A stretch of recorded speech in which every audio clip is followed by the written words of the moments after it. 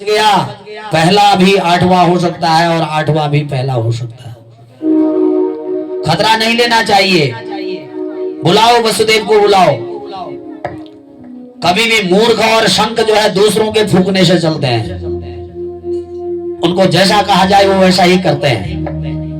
एक क्षण में वसुदेव को दोबारा बुलाया और बालक का पैर पकड़कर घुमाकर पटक दिया। हाथों देवकी मां के 6 पुत्रों की हत्या हुई। अब साक्षात सप्तम गर्भ, साक्षात संकर्षण, भगवान शेषावतार, भगवान योग माया को कहा कि देवी एक काम करो, संकर्षण का आकर्षण करके देवकी के गर्भ से रोहिणी के गर्भ में पहुंचा दो। तुम यशोदा की पुत्री बनकर पहुंचो और मैं देवकी का अष्टम पुत्र बनकर आ रहा हूं। कंस तुम्हें साधारण कन्या समझकर मारने का उद्यम करेगा, तुम अष्टभुजी बनकर प्रकट हो जाना। देखो तुम्हारी पूजा होती है, दुर्गा मैया, चंडिका मैया, शारदा मैया, अंबिका मैया, अनेक मैया बनकर मैं घर घर में पूजी जाओगी। वर्ष में 2 बार नव दुर्गा तुम्हारी जय जयकार होगी, नवरात्रियां होंगी। भगवान का यह वचन सुनकर योग माया प्रसन्न हो गई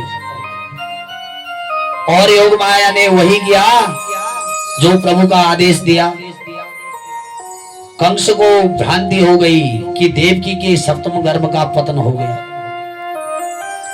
अब अष्टम गर्भ में भगवान बता रहे, मां देवकी का मुख कमल बड़ा ही जगमगाने लगा। इतना तेज आ गया हो कि 12 सूर्य एक साथ निकल रहे हैं, उनका भी तेज कम लग रहा है। तेज युक्त बंदी ग्रह में जब खुद ही अंधेरा होने लगा मां जगदम्बा की चमक से, तो कंस को पता भनक लग गई। और जब देखा, अरे इस देवकी को मैंने कभी गर्भ में इतना तेजवान तो नहीं देखा और ना ही इतना रूपवान देखा। इतना तेज तो इसके मुंह से कभी नहीं निकला। लगता है मेरा शत्रु अब इसके गर्भ में प्रविष्ट हो गया। आहिषौ में प्रणाहारो हरिगृह्य ध्रुवम श्रितौ। कंस ने भी देखा, सोचने लगा ये देवकी के पहले इतनी सुंदर कभी नहीं देखी। लगता है आ गया है मेरा काल इसमें। किमेद्यौ तस्मिन् करणीयम्। अब यह कैसी स्थिति, मुझे क्या करना चाहिए? एक उपाय समझ में आता है, इसे मार देना चाहिए। कंस फिर सावधान होता है, नहीं नहीं, स्त्रिया सत्सु गुरुर्मिथ्या वदोहम। यह केवल स्त्री मात्र नहीं, ये तो गर्भवती स्त्री है। स्त्री वध भी होगा, बाल वध भी होगा, कितना कलंक लग जाएगा मुझे। पर जब सम्मुख खड़ा होता है देवकी के तो ये ध्यान आता है, और जब इधर उधर जाता है तो फिर मारने चला आता। अब उसकी नजरों में वो काली काली मुरली वाला अष्टम गर्भ ही दिखने लगे। अब माथा गर्म हो गया, बोला खतरा नहीं लेना चाहिए। और जब देवकी के सामने आया तो विचार बदल जाता है। स्थिति ये हो गई कि परीक्षित आसीनः सर्वतिष्ठन् भुञ्जानो पर्यटन महिम चिंतयानो हृषिकेशम अपश्यत् तन्मयम् जगत्। बैठते उठते खाते फिरते पीते 24 घंटे काला काला मुरली वाला इसकी आंखों में नाचने लगा। जो भी जहां भी काला कुछ भी दिखाई दे उसको ही फेंक दे। खाने में कुछ काला दिखा तो फेंक दे। सारी भगवान का सम्मान करने के लिए अब सब देव की मां के गर्भ की गोविंद की स्तुति गाने के लिए जो है सभी देवी देवता स्वागत गान करने के लिए, सम्मान करने के लिए सारे देवता ब्रह्मादि के देवता बंदी ग्रह में आ गए। और शिव जी आगे करके उस बंदी ग्रह में पहुंच गए। गर्भस्थ में गोविंद की स्तुति प्रारंभ कर दी। इसे गर्भ की गर्भस्तुति कहते हैं। सारी प्रकृति आज प्रभु के स्वागत में सुसज्जित है। आइए हम भी माता के गर्भ में भगवान की उस स्थिति को गाएं, बंदी ग्रह की। स्वागतम कृष्णा शरणागतम कृष्णा सुस्वागतम कृष्णा सुस्वागतम कृष्णा स्वागतम कृष्णा शरणागतम कृष्णा स्वागतम सुस्वागतम शरणागतम कृष्णा स्वागतम स्वागतम कृष्णा स्वागतम कृष्णा स्वागतम कृष्णा सुस्वागतम कृष्णा सुस्वागतम कृष्णा स्वागतम कृष्णा स्वागतम कृष्णा स्वागतम कृष्णा शरणागतम कृष्णा। सभी देवी देवता बंदी गृह में भगवान के स्वागतार्थ स्तुति करने लगे। सत्यम व्रतम सत्यम परम त्रिसत्यम सत्यस्य योनिर्निहतं च सत्ये सत्यस्य सत्यमृत्यु सत्य नेत्रम सत्यात्मकम त्वाम शरणं प्रपन्नः।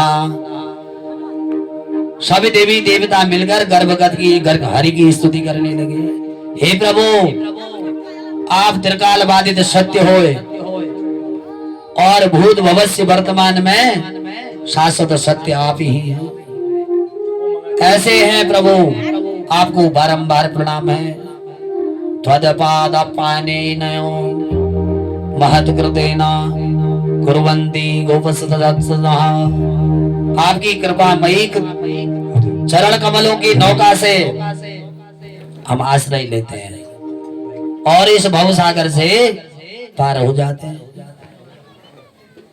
सहजता से पार होते हैं प्रभु।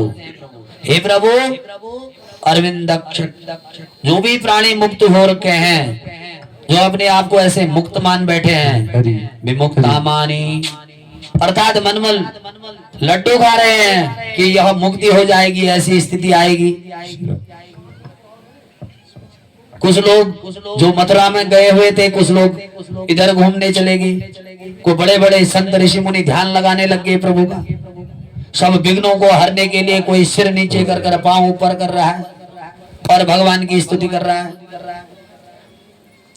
और कोई छोटे छोटे बच्चे, नन्हे नन्हे बच्चे श्री कृष्ण गोविंद हरे मुरारी इस मंत्र का जाप कर रहे हैं, नमो भगवते वासुदेव। प्रभु के आगमन की तैयारी है।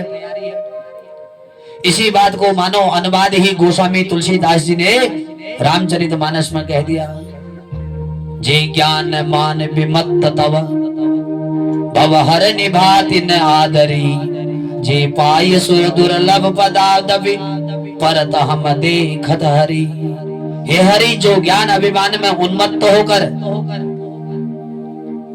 भव का हरण करने वाले भक्ति का आदर करना छोड़ देते हैं, उन ज्ञान अभिमानियों को ब्रह्मलोक में पद में बार बार गिराया जाता है।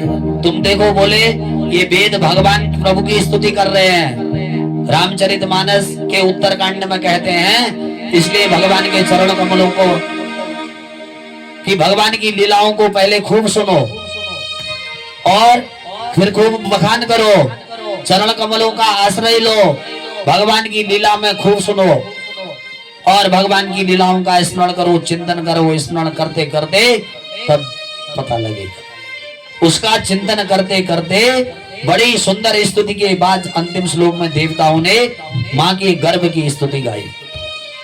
दिव्यांबते कुक्षित गतः न करः पुमान। मां कितनी भाग्यशाली है। ब्रह्मांड के अधिनायक श्री नारायण प्रयत्न के समय सबको पेट में रखकर जो चल रही हैं परमात्मा को, ऐसी मां जगदम्बा धन्य है। धन्य है यह धराधाम जहां ऐसी माओं का जन्म हुआ है। मां भूदम भयम भोज। अब भोजपति कंस को तुम बड़ा ही समझो, क्योंकि हमारे प्यारे प्रभु निकल आने ही वाले हैं। इस प्रकार समझा बुझाकर ब्रह्मा शिव सभी देवता अंतर ध्यान हो गए माता। अब भगवान के प्राकट्य का शुभ समय आ गया और काल के नाम से हृदय कांपता है, बहुत खतरा होता है। पर आज भगवान का जन्म के अवसर पर काल हो परम रोशन, काल भी परम सुंदर बनकर भगवान के दर्शन करने पहुंचा है। हर्षण योग आया, वब करण आया, मध्य रात्रि 12 बजे समय हो गया। उस समय भगवान अचानक देवकी वसुदेव के सम्मुख